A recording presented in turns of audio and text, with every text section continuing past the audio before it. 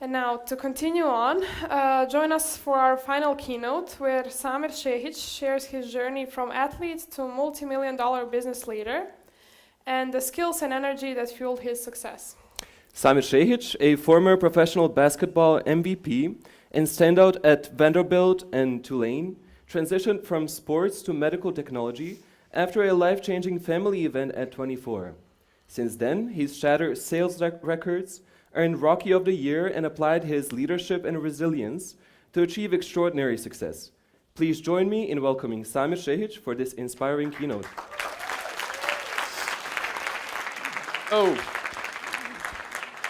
So I will do my best to not yell. If I start yelling, please tell me to take the microphone off. I'm excited. I'm really, really excited. There's one thing that goes through my mind immediately when I step up on this stage, and it's the fact that I cannot believe that he allowed me a microphone today. I'm shocked that they even let me in the room. The amount of knowledge that has been spoken over the last 24 hours and just the unbelievable journeys that people have gone on, my story is nothing like that. So I'm probably I hate to say it, probably the dumbest person talking today, but I'm so excited, so grateful for the opportunity to get a chance to share a little bit of my journey, my story, and hopefully what I'll be able to leave behind as my legacy. So I love starting with this slide. My name is Samir Šehić, better known here as Samir Šehić. With these are the people in my life that have helped me to become who I am, who I'm becoming, and who I'm hopefully going to end up being in the end. So I'd be remiss if I didn't start off every presentation, every opportunity that I have with getting a chance to just show some of these little people in here, man, because these people have impacted me tremendously. I promise to be short. I won't go the entire time, so leave some time at the end for questions. But also, my slides are extremely simple, very, very simple, black and white, and I'm a big, big quote guy. So I'm going to mention a lot of quotes today. I hope that you guys can write a couple of them down and use them for your guys' own life. But that being said, I'm going to start off with this. My first quote of the day. I don't give advice. I am only sharing my experience. I think it is an absolutely beautiful thing that there's 9 billion people on this planet. We all have our own journeys, our own stories. We'll be leaving behind our own legacies. My story is nothing like your guys's, and your guys's is nothing like mine. But it's a beautiful thing to be able to take bits and pieces of some of the amazing people that have spoken today and apply it to your own story, your own journey, and leave behind your own legacy. So as I talk through the things today, just remember, this is not my advice to you. These are just the things that I have used in my life, in my mindset, in my heart set to change and find success in the things that I have done. So I hope, at a minimum, you can find at least one thing that impacts your life. So I love to start here. As you guys can see, I'm a big ogre. I grew up in the States playing basketball. And so I did use this height at one point in my life. I don't anymore, but I did for a long period. I was very fortunate enough to be a pretty highly recruited athlete. I was a top 10 player in the state of Texas, the #1 player in my city, one of the top 100 players in the country. And so I ended up cutting my list from about 30 to 6. These were my top 6 schools going into my senior year of high school. I was very fortunate and very grateful to have this opportunity. I ended up taking my talents to Vanderbilt University, which is probably a top 20 academic school in the country, if not maybe the world, but also one of the premier athletic schools in the country in the SEC conference. Shortly after my freshman year, my coach ended up getting fired, and I decided to take my talents down to Tulane in New Orleans, which is where I finished my undergraduate degree in finance and my MBA. I was able to refine myself and find some success back in basketball. I actually did not stay for my senior year and left to go pro.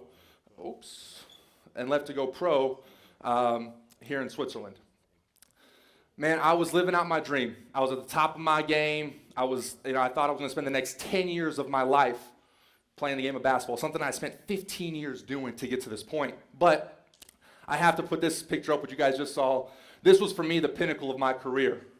I had the opportunity of representing the homeland, where my heritage, my bloodline came from, My dad is a former professional athlete from the country, did not get a chance to, unfortunately, represent the country due to the things that happened 30 years ago. And so for me to be able to put this jersey on about 25 years, almost to the date, man, it was a powerful moment for me. It makes me emotional every time just thinking about it. So this for me was the pinnacle of my career. Just about 6 years ago, I was here in Sarajevo for the trials. And so I bring up sports as my beginning presentation. I always bring it up, and because I've realized that sports has become a foundation of my life. And I joke around a lot with people when they say, well, man, you must have been a pretty good athlete. I'm like, well, you'd be shocked. Probably one of the worst athletes you've ever seen in your life. If you don't believe me, Google me, watch some highlights, and I guarantee you will agree with me. But I tell people all the time, when people say, well, man, if that's the case, Samir, man, like, what was your separator? And how did you find success? And I remember for a long time, I used to answer this question, well, man, I could really shoot the ball. Or, man, my IQ was great. I was a great rebounder. And all these tangible things in the game of basketball that I would answer these questions for years. And don't misunderstand me, these were all reasons for why I had success in basketball. But as I started to find life and business after basketball, I realized that these really weren't the reasons for why I was successful, quote unquote, or my separator in the game, what separated me from all the other recruits in the country. Those weren't the reasons. And so recently, I started thinking, man, like, how do I explain to people what my separator was? And I explained it by asking a question back. If everyone in this room could do me a favor, can everyone please raise their hands?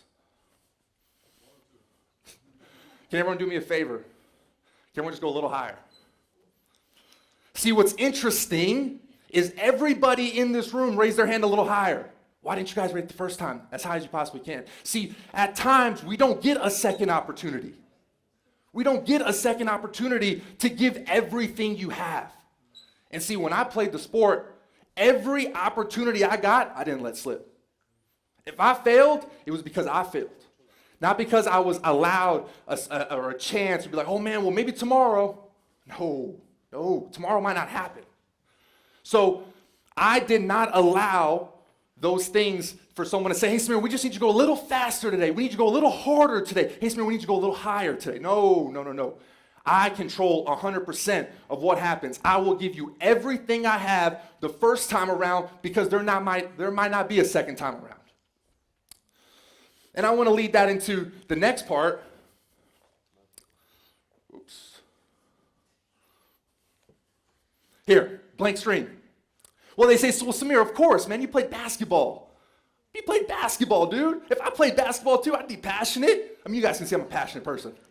You can turn down that mic a little bit if you need. But man, you played basketball. Dude, of course you're passionate. Everyone wants to play basketball. Everyone wants to be a celebrity and go to school and all this stuff. And I mean, of course, man, dude, if I played basketball too, I'd be passionate. That's easy. Man, see, what people don't realize, that's about 5%. People standing on this stage today that spoke, that's 5%. There's a lot of people in this room that have worked years, studied for years to acquire the knowledge that they've acquired. That's 95% of it. That's what we don't see. See, we see the 5% of people standing up on the stage and talking, and they're like, man, these guys are knowledgeable. These girls are knowledgeable. No, 95% of it is the stuff that we don't see. So I tell people, what you have to do is you have to find a way to love what you do. You have to find a way to love the 5 a.m.s. You have to find a way to love the 4 a.m.s. You have to find a way to love the grind. See, the people that have spoken today, they don't love the 5%. They love the grind. They love learning new things and then being able to bring it to people and say, look, man, I can change the world. I can change this country. But you can't do that if you don't find a way to love the hard part. I think I can speak for a lot of people in this room. This was one topic I did not want to talk about, and it's working hard. And I was like, man, that's so cliche. I don't want to talk about working hard. Everyone works hard, right? Like, I don't want to talk about that. And then I started realizing, man, like, how can you not talk about the number one recipe to success? Working hard. You can't avoid that. There's no cutting corners. But I started realizing that, look, as you guys start to grow in your own industries, in your own lives, and your own successes, you'll start to come to find out everybody works hard. It's impossible to avoid. I think there's a lot of people in this room that can speak on this. It's very easy to work hard because you won't achieve success if you don't. What's hard to do is to work long. Many work hard, few work long. What does this mean? A mentor told me years ago, he said, Samir, man, you're passionate, dude. You're going to achieve success. There's no chance you don't achieve it. He said, the difference is will you sustain it? Many work hard, few work long. There's a lot of people in this room. Igor, who runs his own company, he mentioned I've been doing it for 25 years. That's almost as long as I've been alive. Damn. I mean, you want to talk about working long, that's working long. That's over and over and over. Consistency is one of the hardest things on this planet to do. Many work hard, few work long. So, are you going to get up at 5 a.m. when you feel like it? For me, it was sports for a long time. Do I feel like getting up today? Or do I get up when I don't feel like it over and over and over, going right back? Do you fall in love with the 95%? I'm going to switch gears here a little bit and try to stop yelling at you guys. This right here is a picture of me and my younger sister. She's a lot better looking than I am, as you guys can see, but we are related. She's still young. About 5 years ago, she was diagnosed with stage 4 brain cancer. She's a warrior, man. She's a stud. Man, she's just absolutely crushing life still. And she was diagnosed with brain cancer about 5 years ago. And at the time that she was diagnosed, I was halfway across the world, living out my dream. Left school early, signed my first professional contract, just finished playing for the national team. I mean, I was there. I mean, I had everything I'd worked for 15 years. I was living. And then I was put with a decision. Do I come home and support my family and my sister, the people that mean the most to me? Or do I continue staying overseas and play out the rest of my contract and continue my career? Obviously, seems like a very easy decision. I think one that just about every person in this room would have made. But it was still very emotional. You work for something for so long. I mean, there's definitely some thoughts that go into that. But I had made the decision to go home. And I had made this decision to go home, and 72 hours after I had landed, I told myself, Samir, you're making the decision off of one thing. Is it the right thing to do? I'm like, oh, easily. It's easily the right thing to do. 72 hours after I had landed in the States, the team in the league shut down, and not a single game was played the rest of the year. Man, I was like, sat there and thought to myself, I'm like, man, God really loves me. And I told myself, moving forward, one of the things that I was going to do in every situation and every opportunity that I was given, I was going to make the right decision. I was going to make the right decision, whether it was 1 out of 1 time, 2 out of 2 times, 10 out of 10 times. If I could wake up in the morning and say, Samir, you made the right decision today, then you know what? I was going to allow that to say, hey, I'm living my life the right way. I want to lead that into what I believe to be the greatest skill set on the planet. Out of all the people that have spoken today, I truly believe that all these people have this skill set at a very, very high level. Confidence. Confidence is the absolute greatest skill set, in my opinion, that you could have. And I'm going to tie this back to my story. See, I told myself there's a lot of ways to build confidence. Working hard, working smart, having success, whatever it may be, right? All the cliches that we know. All great ways of building confidence. But I told myself, man, Samir, moving forward, what we're going to do is we're going to build our confidence, what we believe to be the greatest skill set on the planet, off of one thing, and one thing only. And it was that, are we doing the right thing? People say, well, what does that mean? Look, if I could wake up in the morning, look myself in the mirror from the day before and say, hey, I had 10 opportunities to do the right thing. Did I wake up at 5 a.m. that morning and do the right thing and go to the gym? Hey, did I stop my car and let the little old lady pass by and didn't run her over? Or did I run past her and flick her off? Like a lot of people here in the Balkans do. I'm driving, it's crazy. Or am I doing the right thing? And why does this matter? Because for me, I have 100% control over my confidence. So now when I walk into a room, I'm walking with my posture back, great body language, my handshake's great, my facial expression's great, My tone and my voice is phenomenal. Why? Because I truly believe every day that I wake up, I truly believe that I did things the right way the day before. So I feel extremely confident that I'm living my life the right way. I feel like I'm attacking life the right way. So that's where I get my confidence from. I walk into a room and I'm like, man, I did things the right way yesterday. When no one saw, I picked that trash up off the ground. I put it in the trash can. I didn't say, and so I walk around with extreme confidence because I truly believe that I'm living my life how I want to live my life. I want to tie that into what I believe to be the greatest energy on the planet. This is a really, really easy one. I won't dive too deep into it. I truly believe that the greatest energy on the planet is gratitude. I mean, that one doesn't need to be explained. I wear a wristband here that says, I am grateful. It's just a reminder to myself that, man, there are people that pray to be doing the things that you're doing. Better yet, you prayed for this opportunity not too long ago. Man, remind yourself of that. Be grateful. But I want to tie that into the two things here. You see, on both sides, we got confidence and we got gratitude. And you see a line in between. See, we all know people, and I was at this point at one point in my life, that are all the way here on confidence. Man, you don't like being around those people too long, right?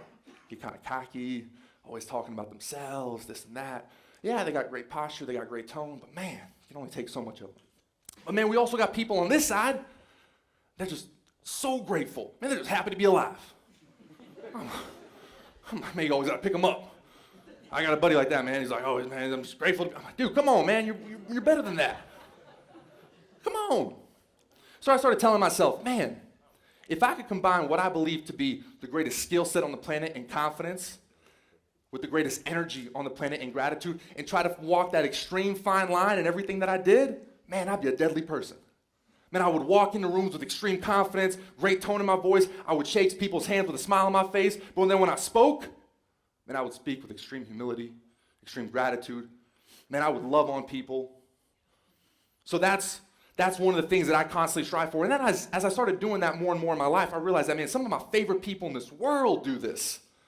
We all know it. Some person walks into a room and you know the boss is here. Everyone kind of stands up a little straight.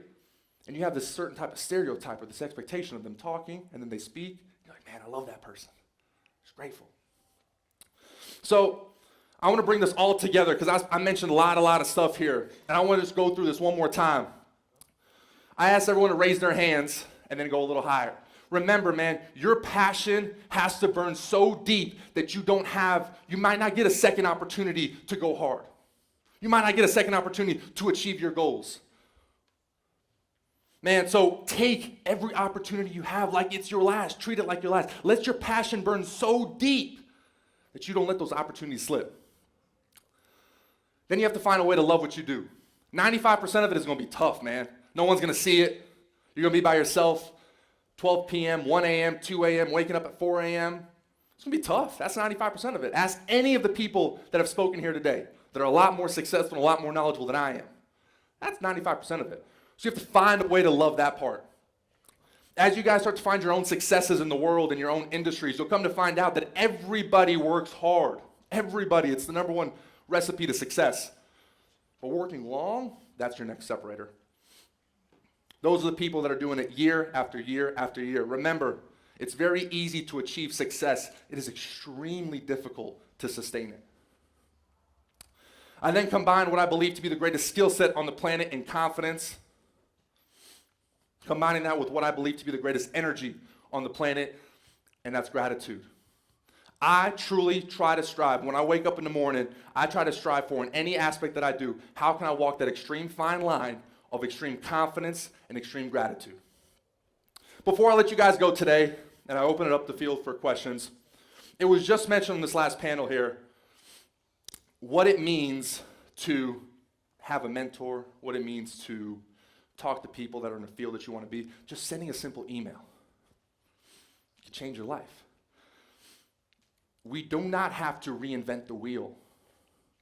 Humans have been on this planet for a long, long time.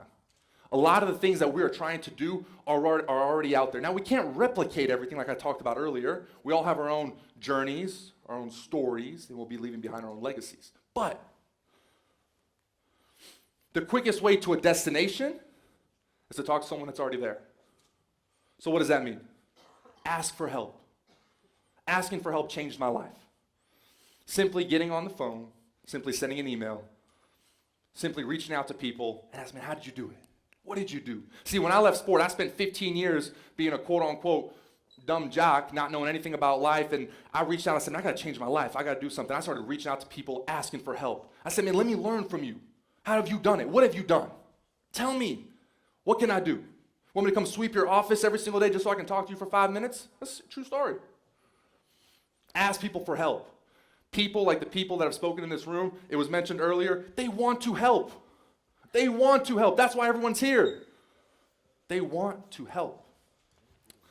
So I appreciate you guys. Ask for help. I hope I didn't take too much of your time. Hopefully I didn't blow your ears by yelling too much in this microphone.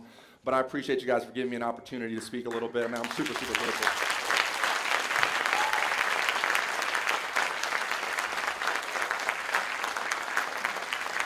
Any questions? What a great way to end this year's Futures Leaders Summit. You already asked if there are any questions, so please go ahead. I bet they are. A lot. They're thinking about it. Give them a minute.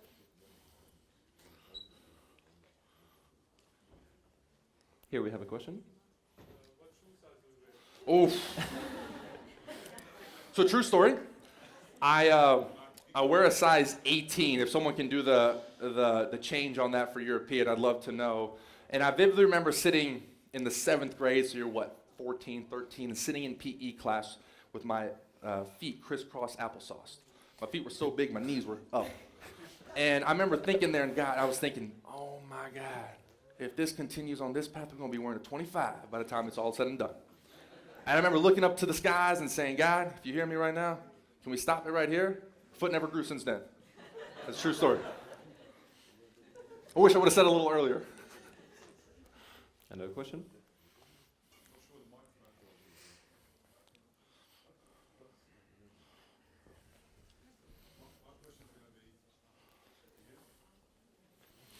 Try now.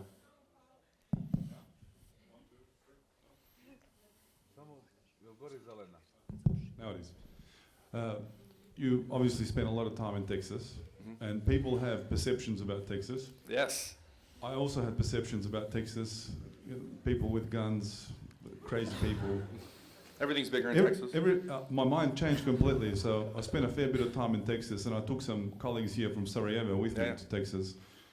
I've never met more nicer people, people who obey the rules, people who open doors, people who say hello, people who say thank you, than I did in Texas. Can you tell me a little bit about your upbringing in Texas, where you had this crossing between the Bosnian culture that your parents instilled in you, and I've met your parents, they're amazing people, and also the environment that you grew up in Texas, and also other parts of the US that you spent time in. Because this whole balance between being humble and being thankful and having the confidence to do that, that doesn't just come out of anywhere. There is a culture that's built in the US, but also I've noticed in Texas in particular. How has that influenced your life in general? You know, a lot of people like to say you're a product of your environment. I actually disagree. And the reason why I disagree is a lot of you guys here are from the homeland, and you're from Bosnia.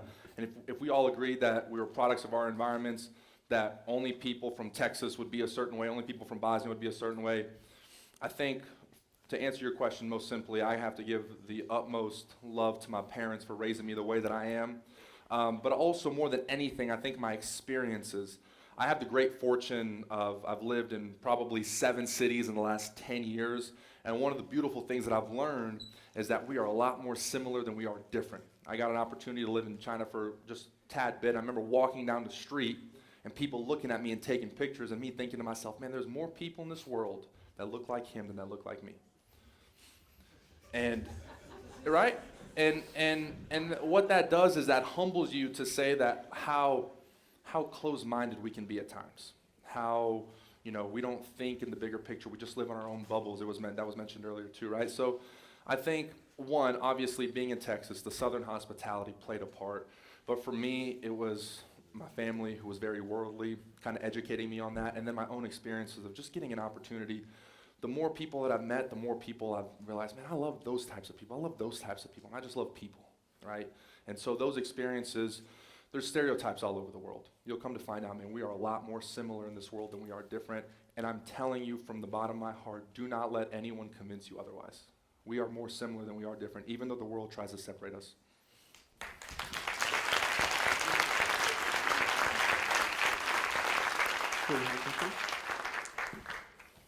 Hi.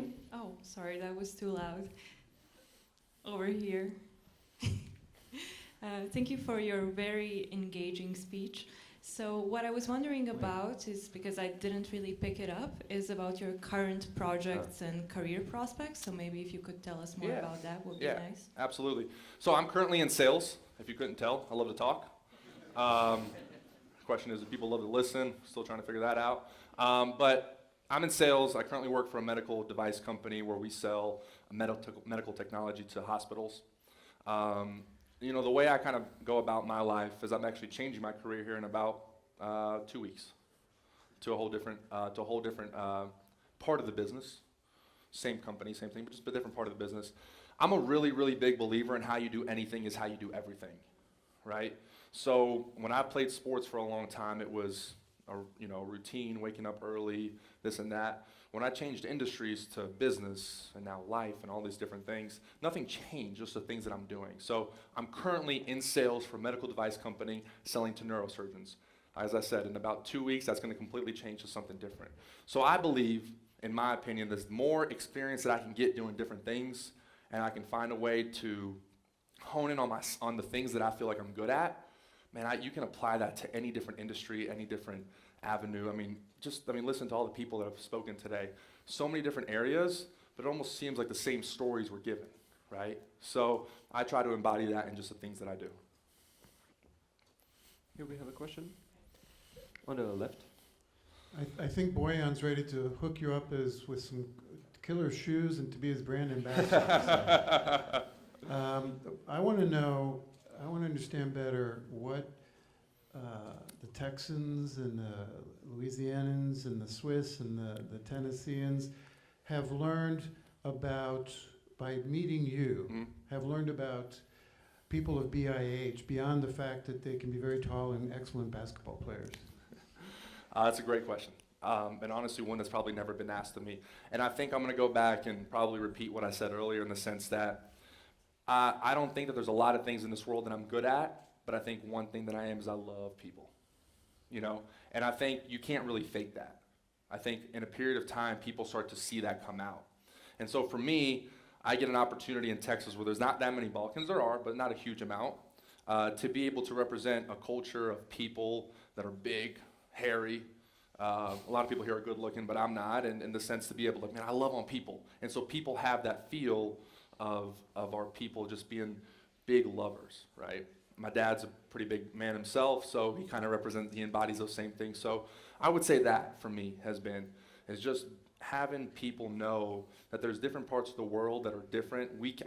My family came into their country, right? To build a life, to build a story. And we embodied it, but we also brought our own little twist to it. And just to be able to show them that, hey, we appreciate what you guys have done, but let us show us who we are and show us how nice we are to go about it. Like everything else, right? No matter what situation you're in, it's not what you say, it's what people hear. So for me, I try to be really careful about how I represent us to the people that I'm around, right? I can say one thing, but how do they hear it? So I try to focus on that. Hopefully, I have a good representation of that. That I don't know. I don't know the official answer to it, but I feel like I hopefully get a chance to represent our people in a good way.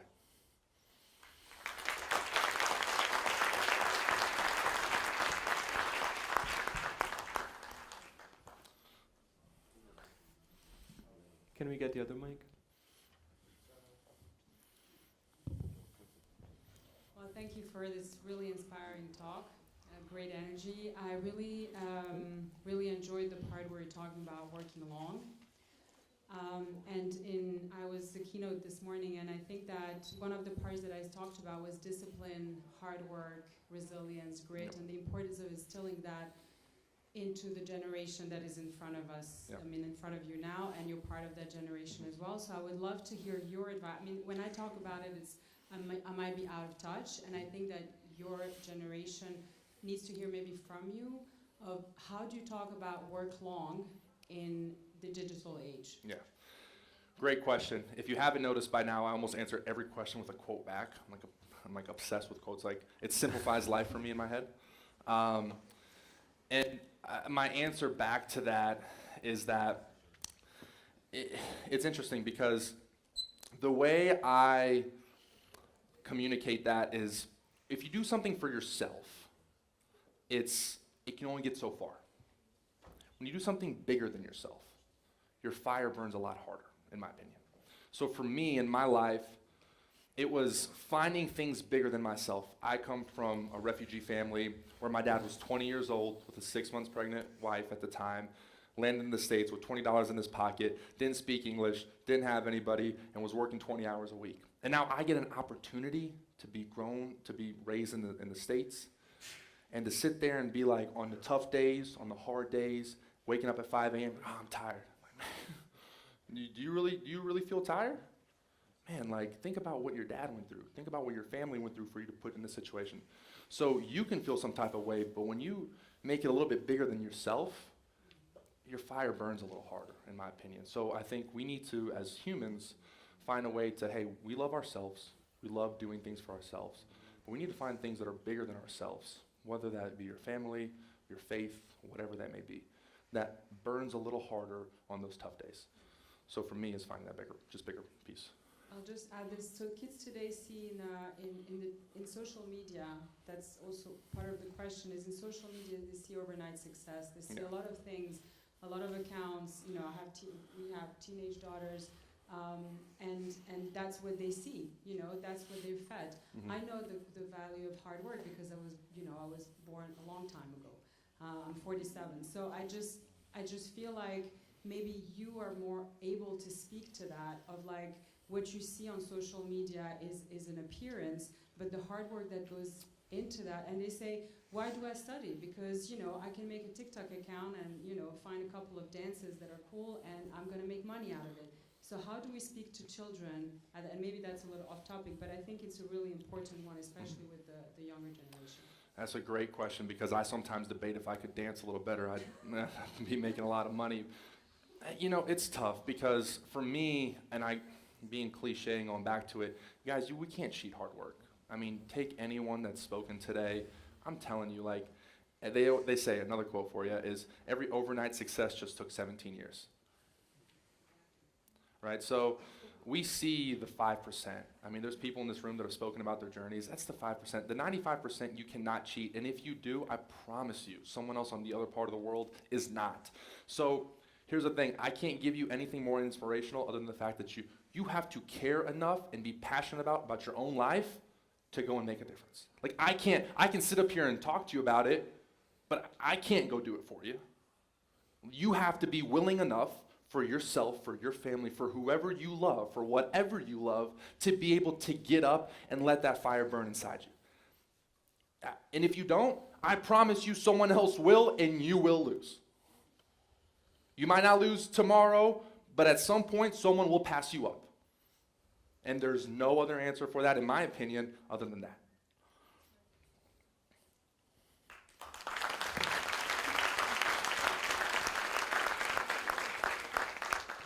Back here. More questions? Yes. Just one more. Yeah. Here's another one. In the back. To your right. Alrighty. Thanks. First off, thanks for waking and shaking everyone up because it's been a long day and I think we're all tired and we really appreciate it. But second thing, even if your height and your stature and well, obviously your shoe size didn't give you away, I could have picked you out as a former athlete out of the bunch. Yeah. And I'm biased in that case. I've seen many former athletes go and transition into other venues and other adventures and be super successful. Yeah. Would you have been the same person if it wasn't for your athletic and competitive background, or did it really make such a huge difference in your life? Oh, it absolutely made a big difference. And I'll say this, the quicker that you understand the world's not fair, the better off you are. Right? I was fortunate enough and blessed to be this size. and to be, a big guy, be able to play sports. But look, man, that was my gift. Everybody has their gift, and you have to find out what your gift is.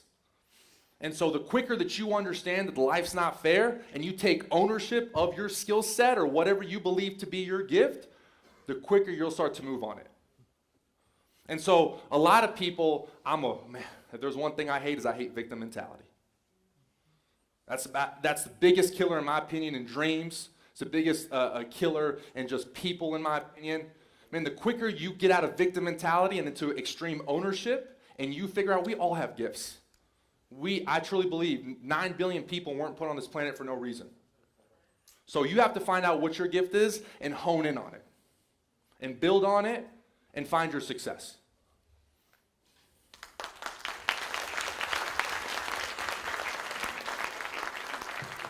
One more? Yeah, it's more of a comment, and thank you for a great presentation. I think it's very important what you mentioned, passion and gratitude. But in Bosnia or in the Balkans, the mentality is, very victimized and very depressive, and it's very hard. Also, when you're a young person today, especially in the digital age, where everyone seems to succeed very overnight, it's hard, to find the passion, and it takes years for many people. And I think a great place to start is basically with gratitude. Just finding the small things you are grateful for. I mean, also for the students here to take home. And with time, you will find out, you will figure it out, because it might take 10 years, but it's a long journey, and if you show gratitude, the life will be much easier, and you will enjoy the ride more. Absolutely. And I just want to touch up on that, because I just mentioned it to him. For me, I looked at my life in regards to my dad and where he started, and I thought to myself, man, it'd be ashamed if I didn't maximize that even more. But there was a lot of things, even growing up in the States, where my dad, would, I don't want to say challenge me on, but would be like, well, man, I don't know, this and that, right?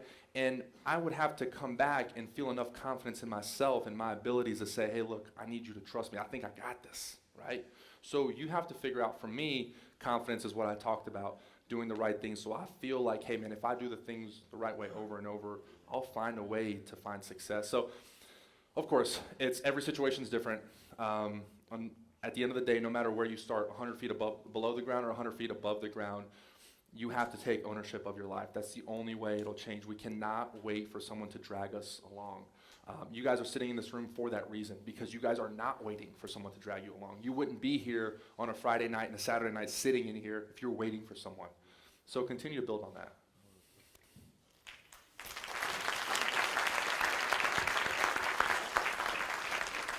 My brother, I know you were nervous, so I just want to say thanks.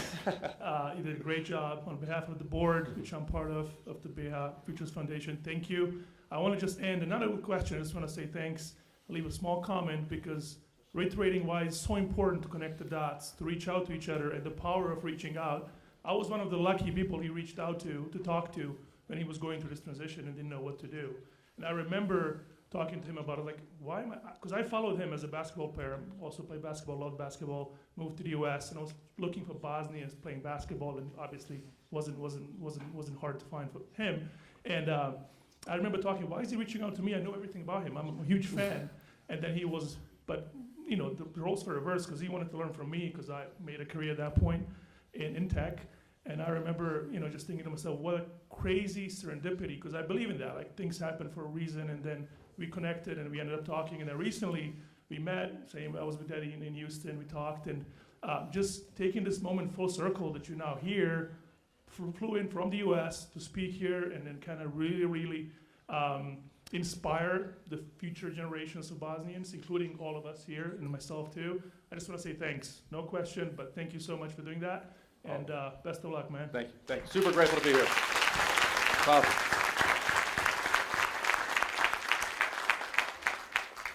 If no more questions, thank you very much, Samir.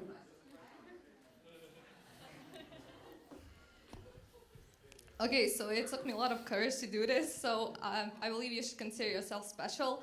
I didn't give any comments yesterday or today, but I believe I should say something now. So it's not a question, it's rather an insight or a comment, if you will.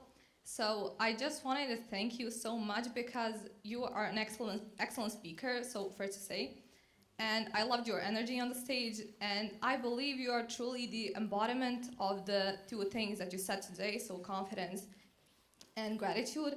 So I believe that you are really walking that thin line between confidence and gratitude. And I mean, you're not bluffing. I can see that you are very real and very true to yourself. So just thank you. Your speech really got through to me, so thank you so much. Thank you.